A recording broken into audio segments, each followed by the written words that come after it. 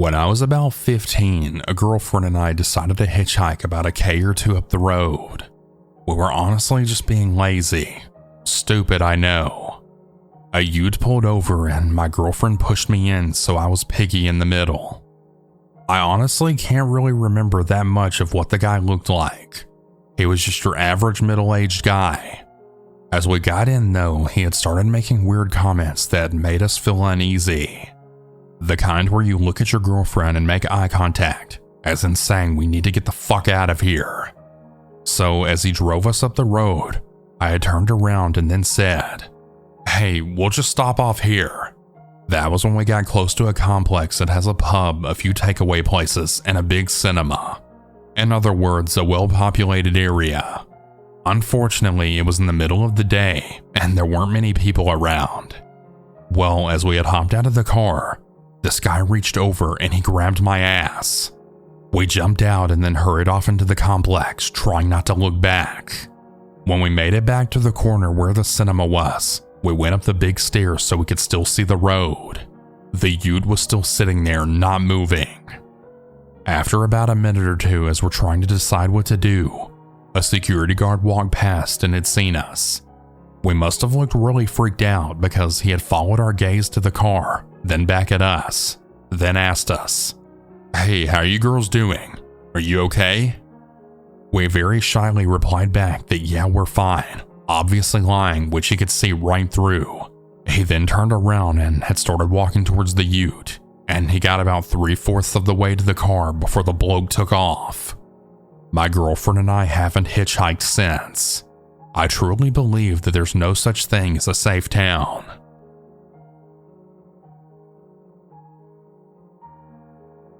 A few months ago, and I don't know why, but I agreed and decided to go with my friend Michael to a house party which he was attending during our first year of high school.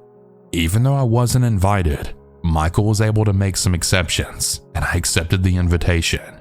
Knowing that I wouldn't be able to drive, I had made a choice to go with Michael. When we arrived at the home late that night, Michael had told me to leave my phone in the car. He explained that maybe I could lose it, or maybe someone I don't know could try and take it from me when I'm not looking. At first, I was confused. I simply nodded and we got out of the car. I then went with Michael into the home or backyard where the party was taking place. I glanced around the backyard and I saw people engaging in various activities, such as smoking, drinking, and possibly even doing drugs in small groups. Michael had encouraged me to go mingle and say hello to a few of the people there. After a few hours, I realized I had way too much to drink because my vision was completely foggy. After getting closer to the house, I leaned against the wall to support myself. As I did so, I noticed the time on my watch indicated that it was either midnight or 1 in the morning.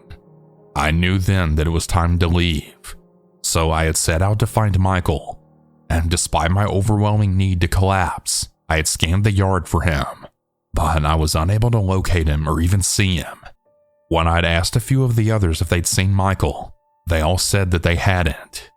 I had decided to call Michael to find out where the hell he was, so I reached inside my pocket to feel for my phone, but it wasn't there. I then cursed myself in the back of my mind because I realized that because I had left my phone in Michael's car, it had disappeared along with him. I realized there was only one way to get home now, which was walking, because I had remembered my house wasn't too far away from this house. But on this night, it was really chilly because it was fall.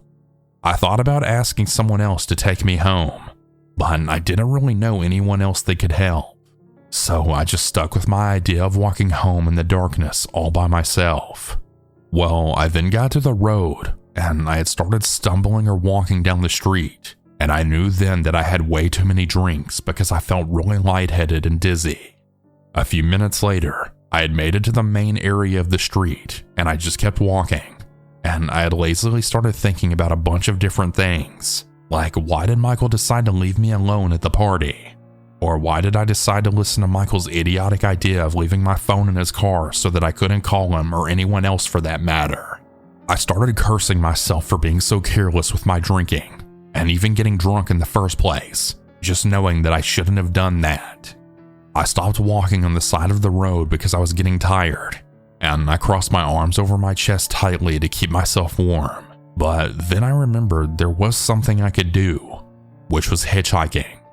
I then held out my arm and stuck out my thumb, hoping someone else could see me. I watched as a couple of cars drove past me.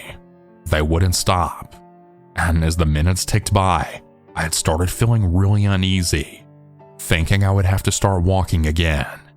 Now, it was past 1 a.m. at this point, and there were a few cars driving past me, but no one was stopping because they either didn't notice me or they just didn't care. I hesitated, and I thought about walking home again, but I realized that in my drunken state, it would be too daunting. So I was still holding out my thumb when a gray truck pulled up and then stopped in front of me, and I then smiled as I stumbled towards the vehicle. The window rolled down, and an older-looking man with a beard asked me if I needed a ride. I told him yes, and then I told him where my house was before getting into the truck, feeling really grateful for the ride. As we had started driving down the road, the man had started trying to make small talk with me, asking what happened to me. However, I was way too disoriented to even have an actual conversation with him, so the only thing I could manage to say were low mumbles or just murmurs and groans. As we had turned the corner to my street away from the party, I had started feeling uneasy. For some reason, I couldn't shake the feeling that something was strange about this man. Suddenly, we drove past my house, and I had told the man that we had driven past it. I then felt my gut telling me to get out, but I couldn't because I was too drunk to move. I was just about to tell the man to let me out before we got way too far away from my house, when the man suddenly turned to me, and I then noticed that he had a very sinister look on his face. You know, you really shouldn't be drunk while hitchhiking, because you'd make a very easy target, the man said, smirking darkly. The man reached over and had started rubbing my leg, and I didn't know what the hell he was trying to do, but I knew that it probably wasn't anything good. But before he could do anything else to me, we both heard a loud siren behind the car, and then a flashing red and blue light flooded the night. I realized it was the police, and I jumped for joy on the inside. The man then panicked and stopped, then unlocking his doors, which had finally allowed me to jump out of the car. I ran as fast as I could in my mindset, and the police officer rushed over to me, and that's when I then told him the entire story about what happened to me. The police officer then told me his side of the story. He told me he was looking for someone in a gray truck who apparently stole something from the store. I'm not sure if it was the same man who picked me up or someone else, but I was really glad the police officer stopped that car. I then took the offer of getting taken back home from the police officer. When I finally got home, I decided that I wouldn't get so drunk that I couldn't think straight. I now know the importance of being responsible and staying aware of my surroundings, even when having a good time.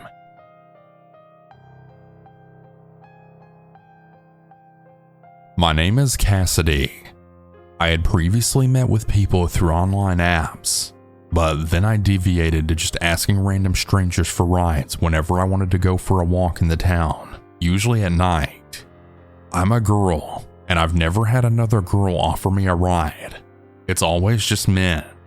Usually my nights are easygoing and people just take me where I need to go, no questions asked.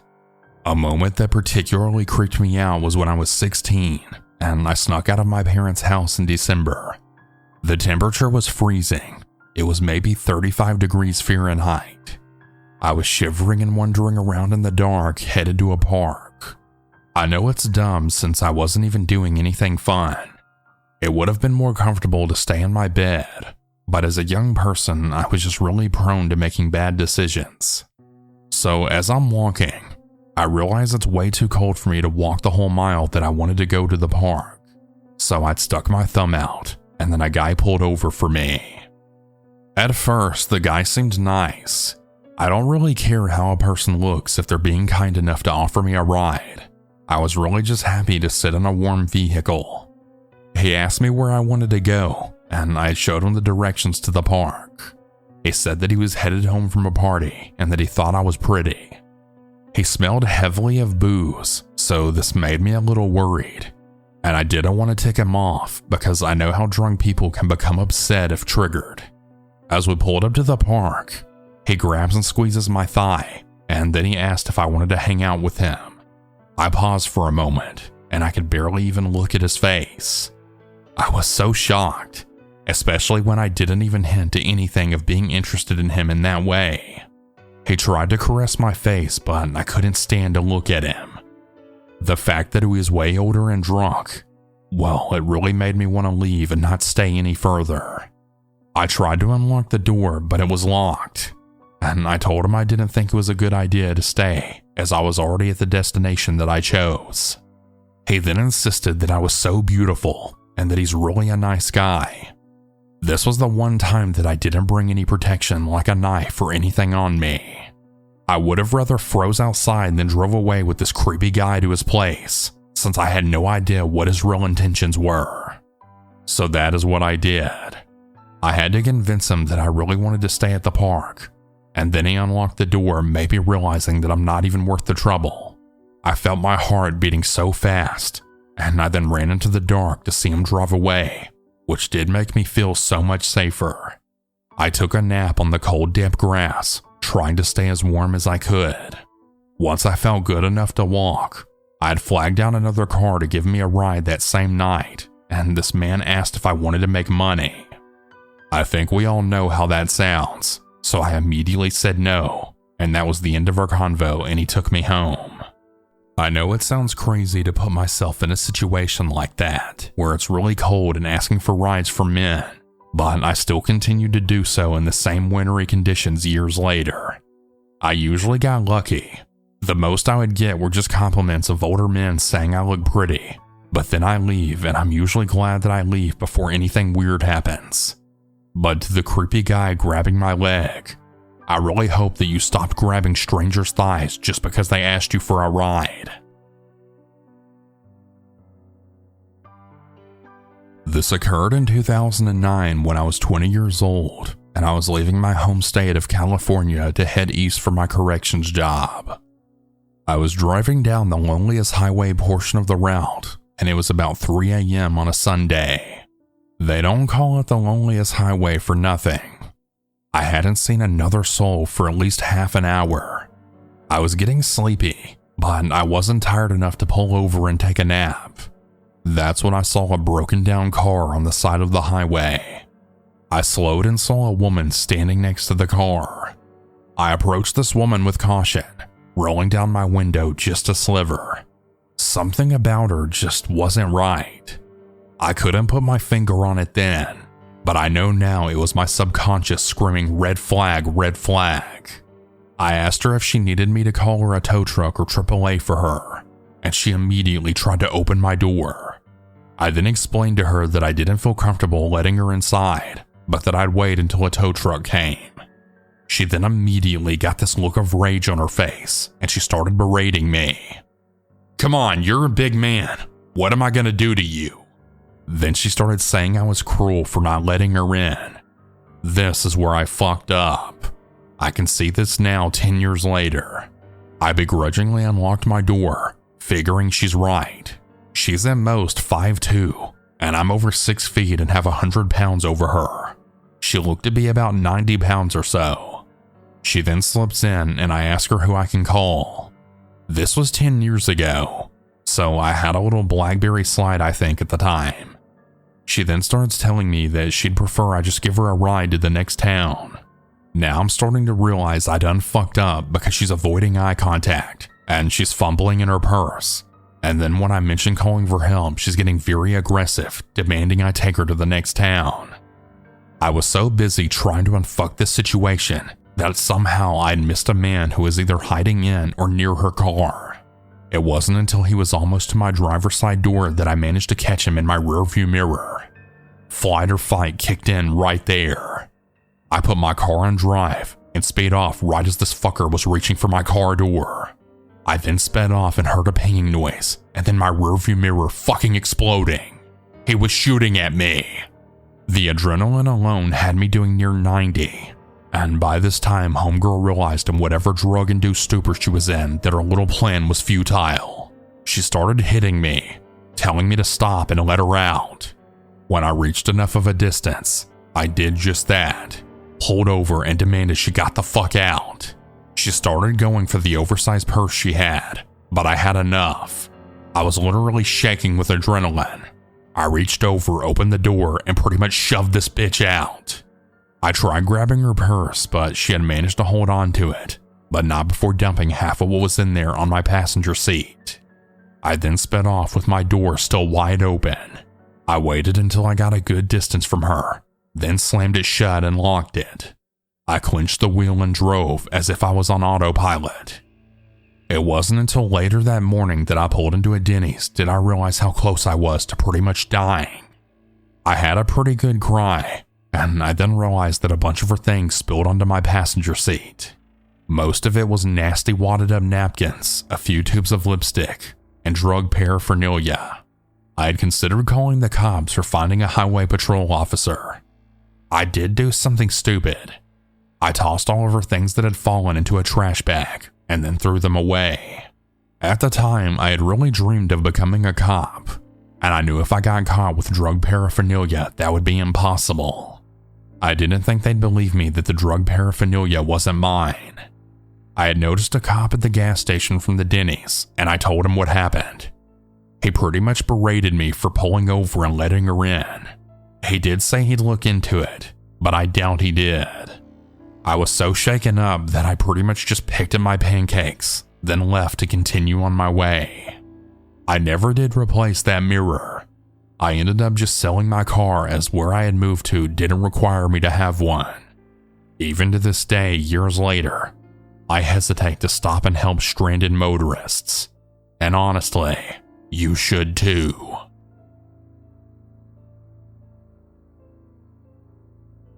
So a little background here.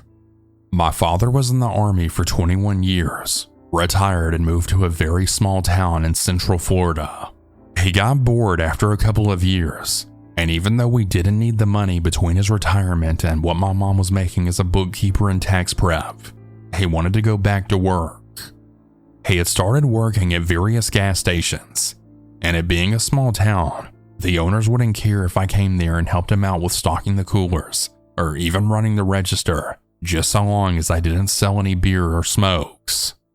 This all took place in the late 80s and early 90s. The actual story I'm going to tell took place in 1990, and I remember the date well because it was shortly after my birthday, and being 15 in Florida, I had just gotten my learner's permit, and my dad would let me drive him to and from work just to get some experience on the road, both day and at night. I was sitting in my usual spot at a table that was set up along the windows, book in hand, feet propped up, and a Mountain Dew on the table along with some snacks. I would generally spend most of that evening that way, reading books and getting up to run the register and stock the cooler at different times. I remember glancing up because something caught my attention that was unusual, and I realized that a lady was walking up our parking lot from the direction of the interstate. The gas station was right on I-75. This in itself was really strange. Because of where we were located, you didn't get many people walking, and definitely not walking from the direction of the interstate. I figured she had broken down somewhere and was coming to use the phone to call for a tow truck or something. I was completely wrong. She came into the store, looked around for a few minutes, and I remember just getting a strange and creepy feeling about her. She walked up to the counter and had started telling my dad a story about how she had gotten stranded and how she had needed a ride up to the next big town north from us. Ocala was the town. This is important. My dad lets her know that he's working and there's really no way that he can take her. She turns and looks at me, and while she's looking away from him, my dad catches my eye and then subtly shakes his head no. I was confused for a second, but then she turns back to my dad and points at me, asking if I can take her. My dad responded back that I only had a learner's permit and that I wouldn't be able to drive her anywhere and then drive back. Normally, I would have done it, even though it was illegal, because I'd done it a few times before already. But I didn't argue with my dad since this was completely out of character for him. He was normally very chatty with customers, but for whatever reason, he was almost curt and dismissive of her. Turns out he had a bad vibe about her from the minute he had seen her walking up the drive. Well, she cusses him out for a minute, and he basically tells her to get the hell out of the store. She then slammed the door open. I thought the glass was going to break from just how hard she had slammed it, but then she walks out of the store and down the driveway. I keep an eye on her and continue to watch as she makes her way up to the interstate and then starts up the northbound on-ramp. Almost a year passes, and I'm in my bedroom less than a week before my 16th birthday. I can hear my dad yelling from the living room, "Son, get your ass in here! Look at this!" I then quickly run to the living room to see my dad pointing at the TV, and I look at the mugshot of the lady up on the screen, and I immediately remember the lady who had been in the store. Well, turns out I almost gave a car ride to Aileen Warnos, who was later convicted of being a serial killer and then later being put to death. I still have nightmares about what could have happened to me to this day. It really gives me the creeps.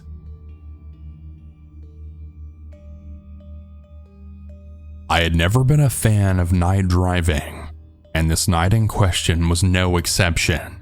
I was only 16 and I had recently earned my driver's license. My parents had fully trusted me enough to drive alone, but the darkness that shrouded the world beyond my car's headlights still terrified me. I was on my way home from a late-night study session with my friends Sarah and Mike. The rural road I was driving on was enveloped by tall gnarled trees that seemed to reach out for me, their branches casting eerie elongated shadows on the asphalt. This night felt suffocating, and I turned up the volume of my radio to try and distract myself from the fear that threatened to grip me. The road ahead seemed endless, and the darkness played tricks on my eyes. I had swore that I saw movement at the edge of my vision, figures lurking in the shadows. Panic clawed at me, but I told myself it was just my imagination.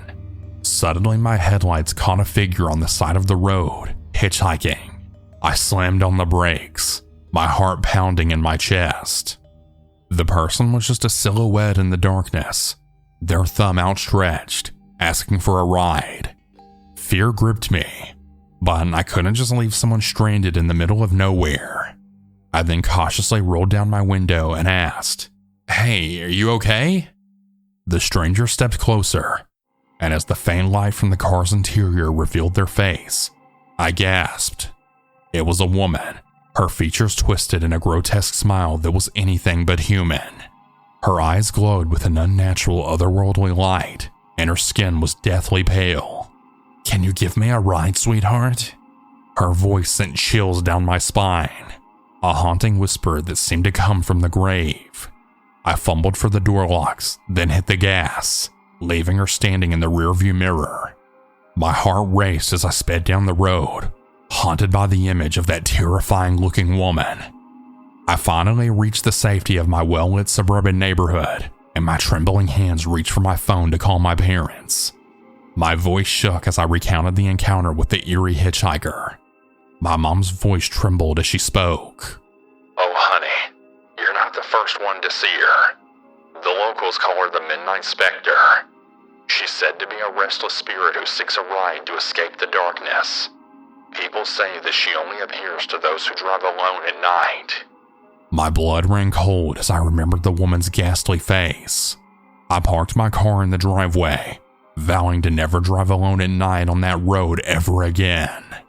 That encounter had forever changed me, and the darkness of that night held secrets that I never wanted to uncover. So yeah, I won't be going on that road ever again at night. Hey everyone, that's about it for today's stories. If you have your own story that you would like to send, you can send it in at southerncannibal.com, or you can email it at southerncannibal.stories@gmail.com. I look forward to telling your story. Have a good night or good day, everyone. And remember to always